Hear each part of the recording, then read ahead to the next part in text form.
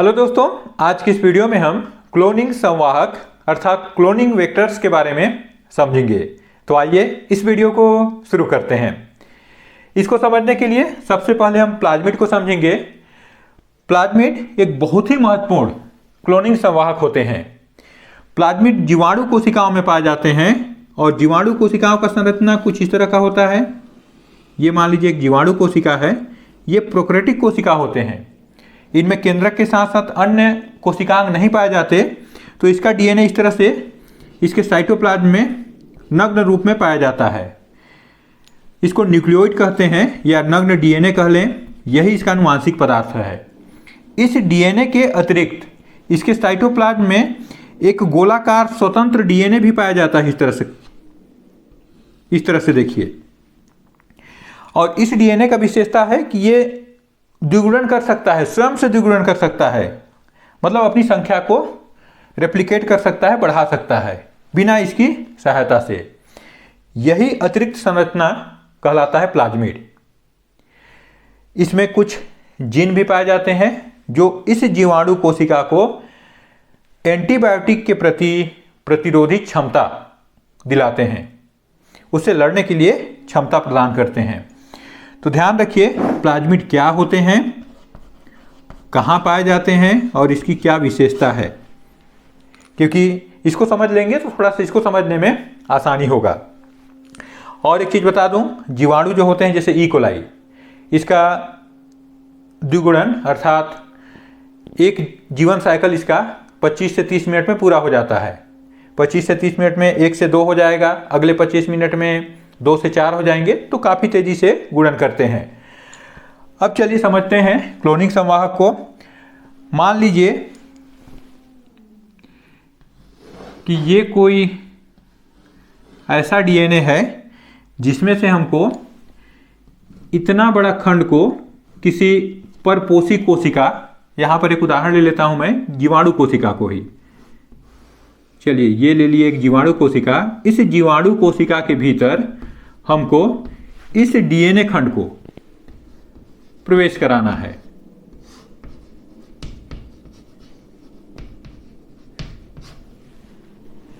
इस डीएनए खंड को, ये हमारा वांछित डीएनए है। इसी डीएनए खंड को आप फॉरेन डीएनए भी कह सकते हैं। इसी डीएनए को ही कहा जाता है विजातीय डीएनए, या इसी पर जो जीन पाए जाते हैं उसको कहा जाता है जीन ऑफ इंटरेस्ट। तो इसको प्रवेश कराने के लिए एक वाहक चाहिए, और वो वाहक के रूप में मान लीजिए यदि प्लाज्मिड का उपयोग करते हैं, तो चलिए यहां मैं ले लिया, ये संवाहक हो गया प्लाज्मिड।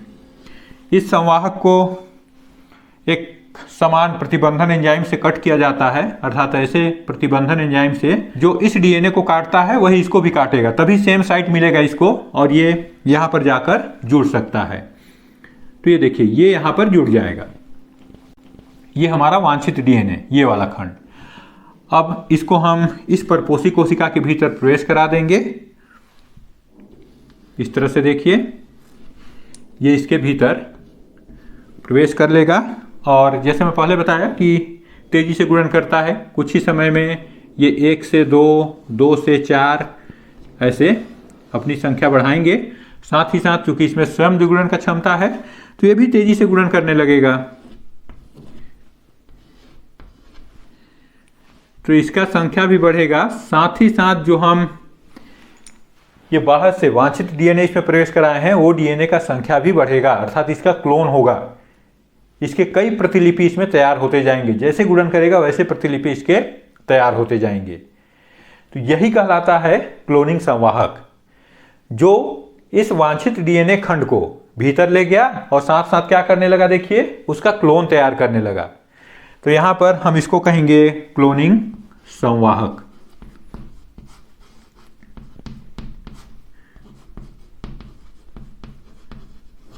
क्लोनिंग संवाहक परिभाषा क्या लिख सकते हैं कि ऐसे वाहक जो वांछित डीएनए या फॉरेन डीएनए या विजातीय डीएनए इनको अपने साथ जोड़कर किसी परपोषी कोशिका के भीतर ले जाकर वहां पर उसका गुणन कराते हैं और हमारे वांछित लक्षणों को प्रदर्शित करते हैं।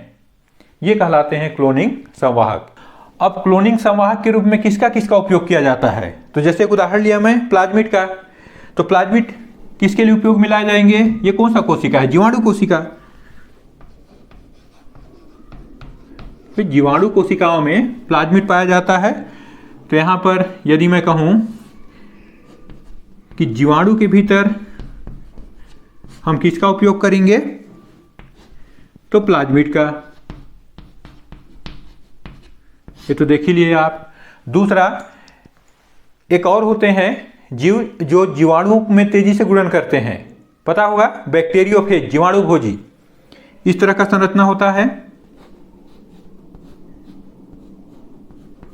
ये जीवाणुओं पे आक्रमण करके अपनी संख्या बहुत तेजी से बढ़ाते हैं उसके भीतर और जीवाणु को नष्ट कर देते हैं। ये इसका डीएनए यहाँ पे पाया जाता है। ध्यान होगा कि गंगा का जल हमेशा शुद्ध क्यों बना रहता है? बोतल में भर के भी ले लाइए, घर में रखिए, वो सड़ता नहीं है। उसका कारण है क्योंकि गंगा के जल में यही जीवाणु भोजी बैक्टीरियोफेज पाए जाते हैं जो जीवाणुओं को नष्ट करते रहते हैं। इस पर अटैक करेगा, इसका डीएनए इसके भीतर आएगा, तेजी से उसके डीएनए से, मतलब जीवाणु कोशिका के डीएनए से मिलकर गुणन करता है और अपने जैसे कई काफी तैयार कर लेता है। तो इसके साथ भी हम अपने वांछित डीएनए को जोड़कर जीवाणु कोशिका में प्रवेश करा सकते हैं। तो जीवाणुओं में हम क्लोनिक संवाहक के रूप में प्लाज्मिड के साथ साथ जीवाणु भोजी बैक्टीरियोफेज का भी प्रयोग करते हैं। अब उसके बाद आता है पादप कोशिका हो पौधों में। देखिए, पौधे और जंतु दोनों में कौन से ऐसे कोशिकाएं हैं जो बहुत तेजी से गुणन करते हैं अनियमित रूप से? तो उसमें आता है कैंसर की कोशिकाएं। ध्यान होगा कि कैंसर की कोशिकाएं बहुत तेजी से अनियमित रूप से ऐसे गुणन करते हैं। तो जो जीवाणु इन कैंसर कोशिकाओं को उत्पन्न करते हैं, जैसे द्विबीजपत्री पौधों में कैंसर उत्पन्न करने वाला जो जीवाणु है उसका नाम है एग्रोबैक्टीरियम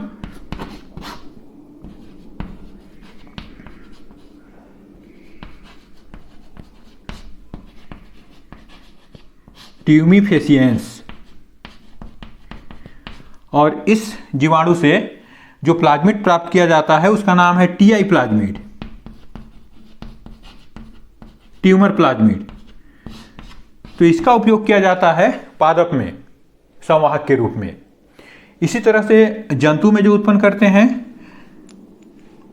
जंतुओं में जो कैंसर उत्पन्न करते हैं उनको कहा जाता है पश्च विषाणु या रेट्रोवायरस। पश्च विषाणु, रेट्रोवायरस, तो इनका उपयोग किया जाता है जंतुओं में। तो यहां ध्यान रखिए, कुछ उदाहरण हो गए क्लोनिंग संवाहक के, जैसे जीवाणु कोशिकाओं में प्लाज्मिड और जीवाणु भोजी, पादप कोशिकाओं में टीआई प्लाज्मिड का, और जंतु कोशिकाओं में पश्च विषाणु का उपयोग किया जाता है।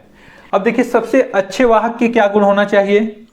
पहला नंबर है कि इसमें स्वयं द्विगुणन की क्षमता होनी चाहिए। तभी तो भाई जो हम इसमें जोड़ रहे हैं वांछित डीएनए, उसका तेजी से द्विगुणन कर पाएगा।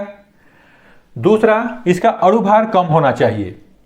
इससे क्या फायदा है? इससे फायदा यह है कि हम बड़े डीएनए खंड को भी इसके साथ जोड़कर कोशिका के भीतर प्रवेश करा सकते हैं। तीसरा, इसका विलगन आसान होना चाहिए, इसको आसानी से पृथक किया जा सके।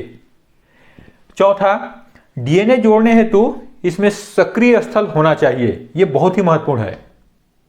देखिए, हम किसी भी डीएनए को ऐसे नहीं कि यहां से काटे और इसको ले जाके यहां जोड़ सकते हैं, ऐसा नहीं है।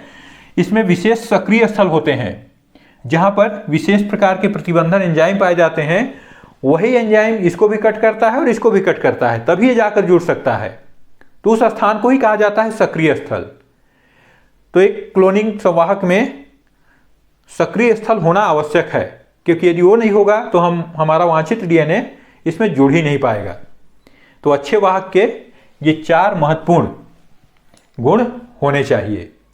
बायोटेक्नोलॉजी में सर्वाधिक प्रयोग में लाया जाने वाला संवाहक प्लाज्मिड है, और आजकल प्लाज्मिड को प्रयोगशाला में भी तैयार कर लिया गया है।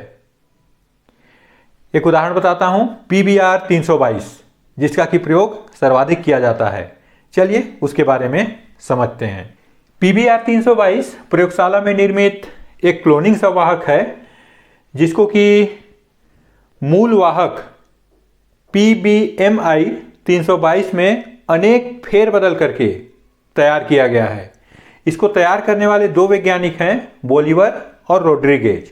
तो यहाँ देखिए P से आशय होता है प्लाज्मिड, B से बोलिवर, R से रोड्रिगेज और 322 इसके क्रमांक को दिखाता है।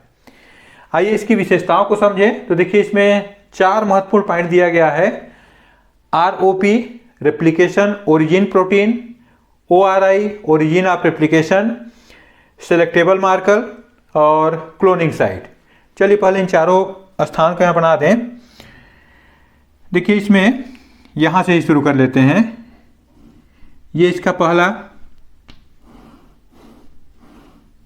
विशेषता ही माने इसको, ये स्थान दिखाता है फर्स्ट रेप्लिकेशन ओरिजिन प्रोटीन, बताऊंगा क्या कार्य करता है। दूसरा स्थान हम लोग यहाँ को मान लेते हैं। ये देखिए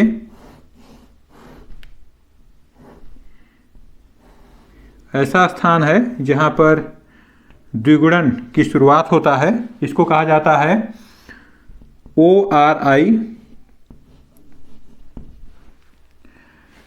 तीसरा इसमें सेलेक्टेबल मार्कर को इसमें 2 होंगे, एक होता है AMP और दूसरा होता है TT। तो उसके लिए मैं यहाँ पर को बना देता हूँ। ये देखिए ये स्थान कहलाएगा AMP और एक यहाँ ले लेते हैं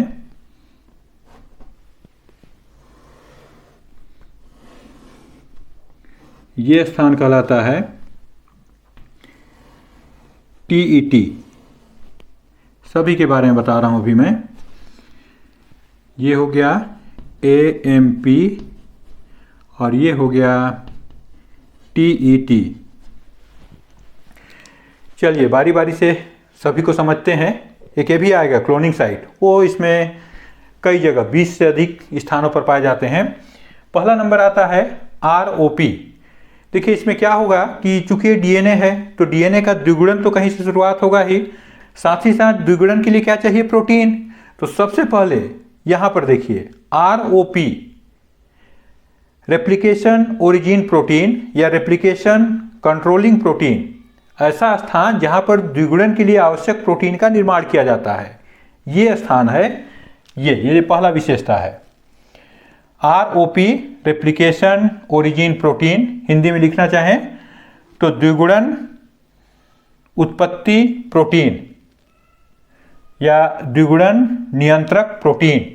इस स्थल पर पाए जाने वाले जो जीन है वो द्विगुणन हेतु आवश्यक प्रोटीन का निर्माण करते हैं।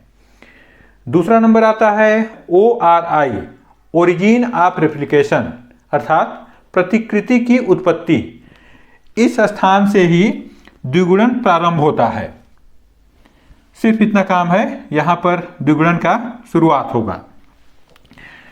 DNA का वह खंड जहाँ से द्विगुणन की शुरुआत होती है। तीसरा है सेलेक्टेबल मार्कर, अर्थात वर्ण योग्य चिन्हक। इस PBr 322 पर 2 स्थान पर ऐसे जीन पाए जाते हैं जो अलग अलग एंटीबायोटिक के प्रति प्रतिरोधी होते हैं। यहाँ पर जो जीन पाया जाता है ये एम्पिसिलिन एंटीबायोटिक के प्रति प्रतिरोधी है और यहाँ जो पाया जाता है ये टेट्रासाइक्लिन एंटीबायोटिक के प्रति प्रतिरोधी होता है। इसका क्या कार्य है तो ये देखिए, पहला इसमें से एक रूपांतरणों की पहचान करने में सहायता करता है और दूसरा पुनर्योगज का चयन करने में सहायता करता है। आइए इसको समझिए।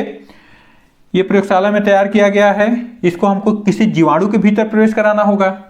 तो मान लीजिए कि यहाँ पर ये कुछ जीवाणु कोशिकाएं हैं, इन जीवाणु कोशिकाओं में इसको प्रवेश कराते हैं। इस प्लाज्मिड को प्रवेश करा दिए PBr 322 को। हो सकता है किसी एकाध में प्रवेश कर जाए और बाकी में प्रवेश न करे। तो चलिए इसमें मान लेते हैं कि हमारा ये PBr 322 आ गया है, बाकी दोनों में नहीं आया है। अब हम कैसे पहचानेंगे कि किसमें हमारा रूपांतरण हुआ है, किसका ट्रांसफॉर्मेशन हुआ है? तो उसके लिए क्या करते हैं, इसको हम किसी संवर्धन माध्यम में रखेंगे और उस संवर्धन माध्यम में इसका गुणन होने देंगे। साथ ही साथ इसमें क्या डाल देंगे, कोई भी इसमें से एक, मान लीजिए इसको डाल देते हैं एम्पिसिलिन को, इसमें हम डाल दिए एम्पिसिलिन एंटीबायोटिक को। अब एंटीबायोटिक क्या करेगा, इन जीवाणुओं को मारना चाहेगा, तो जिसके पास एम्पिसिलिन रेसिस्टेंट जीन्स नहीं है वो जीवाणु तो मर जाएगा। तो इसमें क्या होगा, ये दोनों जीवाणु मर जाएंगे और ये जीवाणु बचा रहेगा। क्यों? क्योंकि इसके पास ये जीन उपस्थित है। अर्थात हम जीवाणुओं के भीड़ में से ये छांट लिए कि किसका ट्रांसफॉर्मेशन अर्थात रूपांतरण हुआ है। तो किसी एक को भी डालेंगे तो इसमें से एक हमारा पहचान करने में सहायता करता है कि किसका रूपांतरण हुआ है, किसका नहीं है। सेकेंड, पुनर्योगज रिकॉम्बिनेट का चयन करने में सहायता करता है। अब रिकॉम्बिनेट क्या है तो उसको समझने के लिए चलिए आगे पॉइंट में आते हैं। ये देखिए क्लोनिंग साइट्स, मैं पहले ही बताया था कि जो संवाहक है उसका सबसे महत्वपूर्ण पॉइंट है कि इसमें सक्रिय स्थल होना चाहिए जहां हम डीएनए को जोड़ सकें। तो इसमें लगभग 20 से अधिक क्लोनिंग साइट या सक्रिय स्थल पाए जाते हैं जहां पर अलग अलग प्रतिबंधन एंजाइम, रिस्ट्रक्शन एंडोन्यूक्लियस एंजाइम पाए जाते हैं और ये एंजाइम वहीं से कट करेंगे और वहीं पर उससे रिलेटेड डीएनए आकर के जुड़ेगा। तो यहाँ इसमें टोटल 20 में से 8 को आपको दिखाया गया है, तो इनका नाम लिख देते हैं। यहाँ पर पाया जाता है PVU सेकेंड, इसमें 2 पाए जाते हैं, एक है PST फर्स्ट और दूसरा वाला है इसी का फर्स्ट PVU फर्स्ट। इसको आपको याद रखना होगा। इन दोनों के बीच में 3 पाए जाते हैं, एक है इको R1, सेकेंड है क्ला फर्स्ट और थर्ड है हिंड थर्ड। इसमें टेट्रासाइक्लिन रेसिस्टेंट जीन्स है, इसमें 2 पाए जाते हैं, एक है बाम H1 और दूसरा है ये देखिए साल फर्स्ट। ये तो इसको आपको याद रखना होगा। ये सभी क्या हैं, ये सभी प्रतिबंधन एंजाइम है। ये जहां से काटेंगे वहीं पर हम इसी से कटा हुआ वांछित डीएनए को जोड़ सकते हैं। तो इसमें लगभग 20 से अधिक इस तरह के सक्रिय स्थल पाए जाते हैं। अब यदि इस टेट्रासाइक्लिन प्रतिरोधी जीन वाले हिस्से में यहाँ या यहाँ पर कट करा करके बाहर से विजातीय या फॉरेन डीएनए को यदि प्रवेश कराते हैं, तब क्या होगा, टेट्रासाइक्लिन के प्रति इसका प्रतिरोधी क्षमता समाप्त हो जाएगा। तो बाहर से डीएनए प्रवेश करा रहे हैं और टेट्रासाइक्लिन के प्रति इसका प्रतिरोधी क्षमता समाप्त हो रहा है। तो बाहर से क्या करा रहे हैं, निवेश, तो ये कहलाएगा निवेशी, और एक निष्क्रिय हो जा रहा है तो ये कहलाएगा निष्क्रियता, इंसर्शनल इनएक्टिवेशन। ये महत्वपूर्ण शब्द है। ये इनएक्टिवेट हो गया और अब जो यहां पर डीएनए बना यही कहलाता है रिकॉम्बिनेट डीएनए या पुनर्योगज डीएनए। अब हमको इसको पहचान करना है। हमारे पास देखिए ये तो सब नष्ट हो गए, अपने पास सिर्फ ये हैं। इसको यहां से ले लाएंगे, कुछ समय के लिए गुणन करने देंगे, इसका संख्या भी बढ़ जाएगा। मान लीजिए हमको तो 2 ही लेते हैं अभी, ये देखिए 2 ले लिए, दोनों में ये दोनों जीन उपस्थित है। अब क्या करते हैं कि एक में रिकॉम्बिनेट डीएनए वाला मान लेते हैं। अभी हमको नहीं पता है, मान लिए कि इसमें आ गया है, एक उदाहरण लेते हैं, आ गया है। तो अब क्या करेंगे, इसको 20 मिनट के लिए संवर्धन माध्यम में ऐसे ही छोड़ देंगे। 20 मिनट में क्या होगा, इनका संख्या डबल हो जाएगा, 1 से 2, 1 से 2। इसको मान लेता हूँ A, इसको मान लेता हूँ B। तो देखिए इसका भी एक बन जाएगा कॉपी, इसका भी एक कॉपी, क्योंकि 20-25 मिनट में ये गुणन कर लेते हैं। अब सेम हम लोग क्या करेंगे कि एक दूसरे प्लेट में जो गुणन किया उसको उठा करके ले जाएंगे। ये देखिए, एक इसको प्लेट मान लेते हैं x, इसको मान लेते हैं प्लेट y। इस प्लेट में भी संवर्धन माध्यम में हम इन्हीं a को और यहाँ पे b को और सेम स्थान पर रखेंगे, यहीं पर और इसको यहीं पर। तो इसमें मान लेते हैं कि रिकॉम्बिनेंट डीएनए उपस्थित है। इस प्लेट को कुछ नहीं करना है। सेकेंड प्लेट में देखिए, पहले में हम एम्पिसिलिन डाले थे, अब क्या करते हैं, इसमें डालते हैं सेकेंड वाले को, जिस हिस्से में कट लगाए थे टेट्रासाइक्लिन एंटीबायोटिक को। ये टेट्रासाइक्लिन एंटीबायोटिक क्या करेगा, आप खुद ही पहचानिए। इसके पास दोनों जीन उपस्थित हैं, इससे सह लेगा, लेकिन इसके पास वो जीन उपस्थित नहीं है क्योंकि ये निष्क्रिय हो चुका है। तो ये वाला जो बी नंबर है, यहाँ पर इसका ग्रोथ नहीं होगा, ये नष्ट हो जाएगा, इसका ग्रोथ होगा। तो इसको साथ ही करते हैं दोनों को, और हम लोग देख लेते हैं कि इस स्थान वाले पे, अर्थात इस बी वाले स्थान पे इस नष्ट हो गया, अर्थात इसमें रिकॉम्बिनेशन हुआ है। इसको यहाँ से निकालेंगे और सिंगल अलग कल्चर माध्यम में रखेंगे, वहाँ पे इसकी कॉपी तैयार करेंगे। तो इस तरह से हमारा ये पूरा जो क्लोनिंग संवाहक है PBR 322 काम करता है। क्लियर है सबको? थोड़ा सा यहाँ कंफ्यूज होते हैं, ये आपको क्लियर होना चाहिए। आजकल क्रोमोजेनिक मार्कर का उपयोग किया जाता है, वो बहुत ही सरल है। क्रोमोजेनिक मार्कर की सहायता से कैसे पहचानते हैं उसको भी समझिए। देखिए, जीवाणुओं में पहले से ही एक जीन पाया जाता है जिसका नाम है लेक-जेड जीन, और ये जीन क्या करता है, एक एंजाइम बनाता है जिसका नाम है बीटा गैलेक्टोसाइडेज।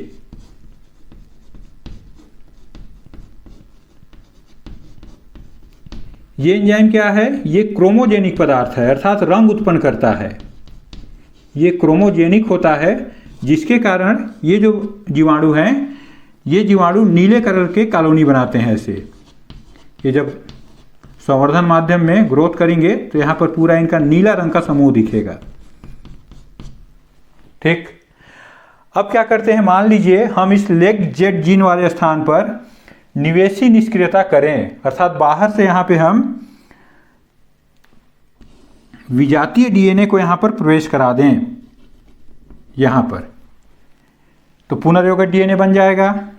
लेक-जेड जीन निष्क्रिय हो जाएगा, जिसके कारण बीटा गैलेक्टोसाइडेज इसमें नहीं बनेगा, और ये नहीं बनेगा तो यहाँ पर नीले रंग का कॉलोनी न बन करके सफ़ेद रंग का कॉलोनी बनने लगता है।